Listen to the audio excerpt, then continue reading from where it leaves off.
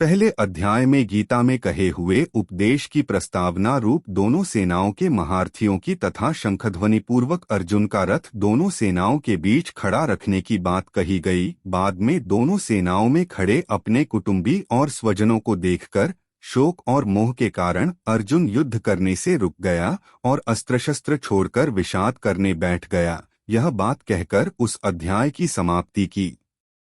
बाद में भगवान श्री कृष्ण ने उन्हें किस प्रकार फिर से युद्ध के लिए तैयार किया, यह सब बताना आवश्यक होने से संजय अर्जुन की स्थिति का वर्णन करते हुए दूसरा अध्याय प्रारंभ करता है। श्री भगवान बोले हैं, हे अर्जुन, तुझे इस असमय में यह मोह किस हेतु से प्राप्त हुआ? क्योंकि न तो यह श्रेष्ठ पुरुषों द्वारा आचरित है, न स्वर्ग को देने वाला है और न कीर्ति को करने वाला ही है। इसलिए हे अर्जुन, नपुंसकता को मत प्राप्त हो, तुझमें यह उचित नहीं जान पड़ती। हे परंतप, हृदय की तुच्छ दुर्बलता को त्याग कर युद्ध के लिए खड़ा हो जा। अर्जुन बोले हैं, मधुसूदन, मैं रणभूमि में किस प्रकार बाणों से भीष्म पितामह और द्रोणाचार्य के विरुद्ध लड़ूंगा? क्योंकि हे अरिसूदन, वे दोनों ही पूजनीय हैं। इसलिए इन महानुभाव गुरुजनों को न मारकर मैं इस लोक में भिक्षा का अन्न भी खाना कल्याणकारक समझता हूँ, क्योंकि गुरुजनों को मारकर भी इस लोक में रुधिर से सने हुए अर्थ और कामरूप भोगों को ही तो भोगूंगा। हम यह भी नहीं जानते कि हमारे लिए युद्ध करना और न करना, इन दोनों में से कौन सा श्रेष्ठ है, अथवा यह भी नहीं जानते कि उन्हें हम जीतेंगे या हमको वे जीतेंगे, और जिनको मारकर हम जीना भी नहीं चाहते, वे ही हमारे आत्मीय धृतराष्ट्र के पुत्र हमारे मुकाबले में खड़े हैं। इसलिए कायरतारूप दोष से उपहत हुए स्वभाव वाला तथा धर्म के विषय में मोहित चित्त हुआ मैं आपसे पूछता हूँ कि जो साधन निश्चित कल्याणकारक हो वह मेरे लिए कहिए, क्योंकि मैं आपका शिष्य हूँ। इसलिए आपके शरण हुए मुझको शिक्षा दीजिए, क्योंकि भूमि में निष्कंटक धन धान्य संपन्न राज्य को और देवताओं के स्वामीपने को प्राप्त होकर भी मैं उस उपाय को नहीं देखता हूँ जो मेरी इंद्रियों को सुखाने वाले शोक को दूर कर सके। संजय बोले हैं, हे राजन, निद्रा को जीतने वाले अर्जुन अंतर्यामी श्री कृष्ण महाराज के प्रति इस प्रकार कहकर फिर श्री गोविंद भगवान से युद्ध नहीं करूंगा यह स्पष्ट कहकर चुप हो गए।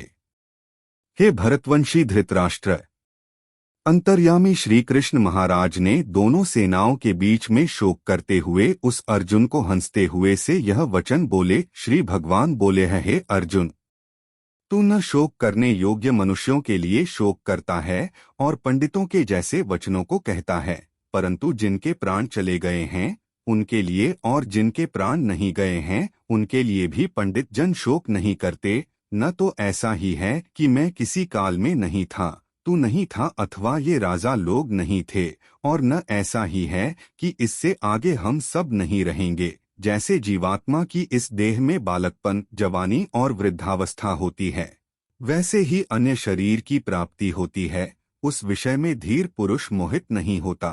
हे कुंती पुत्र, सर्दी गर्मी और सुख दुख देने वाले इंद्रिय और विषयों के संयोग तो उत्पत्ति विनाशशील और अनित्य हैं। इसलिए हे भारत, उसको तू सहन कर, क्योंकि हे पुरुष श्रेष्ठ, दुख सुख को समान समझने वाले जिस धीर पुरुष को ये इंद्रिय और विषयों के संयोग व्याकुल नहीं करते वह मोक्ष के योग्य होता है। असत वस्तु की सत्ता नहीं है और सत का अभाव नहीं है। इस प्रकार तत्वज्ञानी पुरुषों द्वारा इन दोनों का ही तत्व देखा गया है। नाशरहित तो तू उसको जान जिससे यह संपूर्ण जगत दृश्यवर्ग व्याप्त है। इस अविनाशी का विनाश करने में भी कोई समर्थ नहीं है। इस नाशरहित अप्रमेय नित्य स्वरूप जीवात्मा के ये सब शरीर नाशवान कहे गए हैं।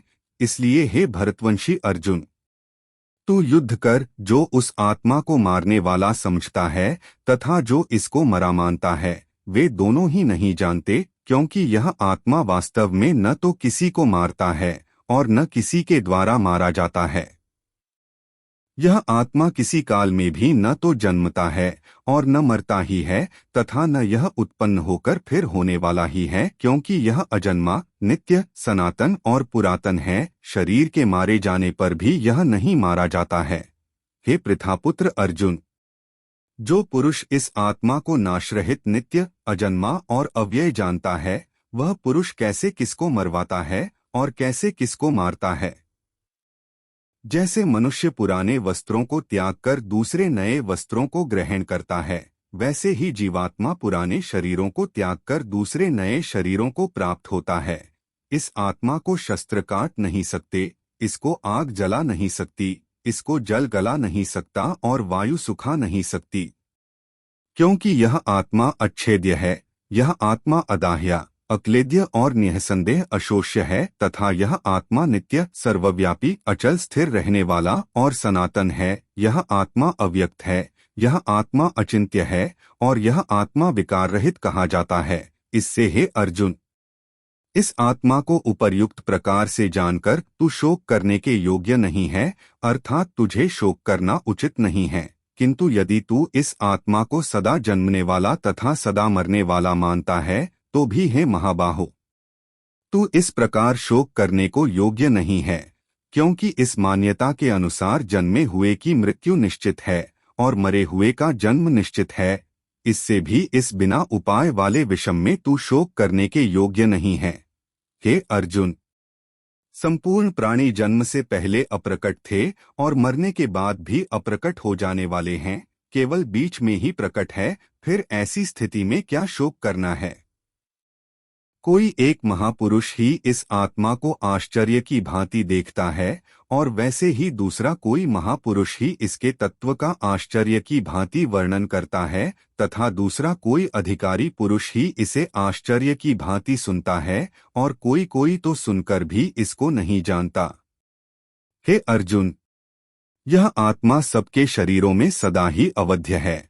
इस कारण संपूर्ण प्राणियों के लिए तू शोक करने के योग्य नहीं है तथा अपने धर्म को देखकर भी तू भय करने योग्य नहीं है, अर्थात तुझे भय नहीं करना चाहिए। युद्ध लड़ने वाले क्षत्रियों को भय छू भी नहीं सकता है।